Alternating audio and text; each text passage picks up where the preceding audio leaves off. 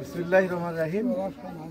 সম্মানিত বাইশপুকুর এলাকা ভাঙ্গর এলাকাবাসী, সাংবাদিক বন্ধুগণ, আসসালামু আলাইকুম রহমতুল্লাহ। ওয়ালাইকুম আসসালাম। আমরা মঙ্গা পীড়িত এলাকার মানুষ, মঙ্গার সাথে সংগ্রাম করে আমাদেরকে জীবন অতিবাহিত করতে হয়। আমাদের ন্যূনতম যে বাঁচার যে অধিকার, প্রতি বছরেই বন্যা মৌসুমে আমরা আমাদের জীবন জীবিকা নিয়ে আমরা অতিষ্ঠ হয়ে পড়ি। আমাদের বাড়ি ঘর বন্যার পানিতে ভেঙে চুরমার হয়ে যায়, আমাদের ফসলি জমি নষ্ট হয়ে যায়, আমাদের গবাদি পশু ভেসে যায়। দুঃখজনক হলে সত্য, পানি উন্নয়ন বোর্ডের যে অবহেলা, এখানে যে বরাদ্দটা দেওয়া দরকার এবং যে সময় বরাদ্দটা দেওয়া দরকার, এই অবহেলার কারণে আমরা এখানে প্রায় 2টি উপজেলা, বাইশপুকুর, খাতুনামা, ভেন্ডাবাড়ি, হলদিবাড়ি, ডাউয়াবাড়ি, এই এলাকার মানুষগুলো আমরা বন্যা আসলেই আমরা ক্ষতির কবলে পড়ে যাই।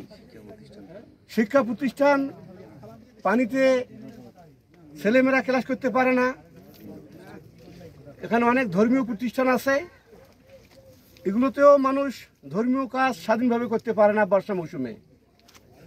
তা আমরা আজকে সাংবাদিক বন্ধুদের বলবো, পানি উন্নয়ন বোর্ডের যে দুর্বলতা, পানি উন্নয়ন বোর্ডের যে অলসতা, এগুলো তারা যেন আর এ ধরনের অলসতা অবহেলা না করে দ্রুত যেন একটা বাঁধার ব্যাপারে, এই নদী শাসন বাদ দেওয়ার ব্যাপারে পর্যাপ্ত পরিমাণ বরাদ্দ আছে, কিন্তু তাদের অবহেলার কারণে সেটা হয় না। এই বাঁধ ভেঙে গেলে কয়েকটি দুই উপজেলার কয়েকটি মৌজা, কয়েকটি ইউনিয়ন বন্যা কবলিত হয়ে যাবে। তা আমি আপনাদের প্রতি অনুরোধ করব, আপনারা আজকে আমাদের যে মানববন্ধন এলাকাবাসী করেছে, আমরা যারা এসেছি, আমরা সার্বিক সহযোগিতা করব। যদি মানববন্ধনে কাজ না হয়, প্রয়োজন হলে পানি উন্নয়ন বোর্ডে আমরা তাদের কাছে জবাবদিহি নেব।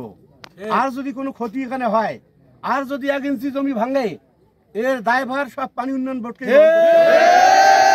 অতএব আসুন, আমরা পানি উন্নয়ন বোর্ডকে অনুরোধ করব, আপনারা হয়তো মানববন্ধন আপনাদের নলেজে চলে যাবে, আপনারা দ্রুত পদক্ষেপ গ্রহণ করে এলাকার লোকদের ন্যূনতম যে স্বাধীন বাঁচার তাদের যে অধিকার, এই অধিকারটুকু আপনারা রক্ষা করবেন। এবং অন্তর্বর্তী সরকারের মাননীয় প্রধান উপদেষ্টা ডক্টর মোহাম্মদ ইউনূস সাহেবকে বলবো যে বাইশপুকুর এই যে এলাকাটা, এই এলাকাটা নদী শাসন বাদ দিয়ে আমাদের ন্যূনতম বাঁচার অধিকার করে দিবেন, এই আশা আকাঙ্ক্ষা রেখে আমার কথা শেষ করছি। আসসালামু আলাইকুম ওয়া রাহমাতুল্লাহি ওয়া বারাকাতুহু।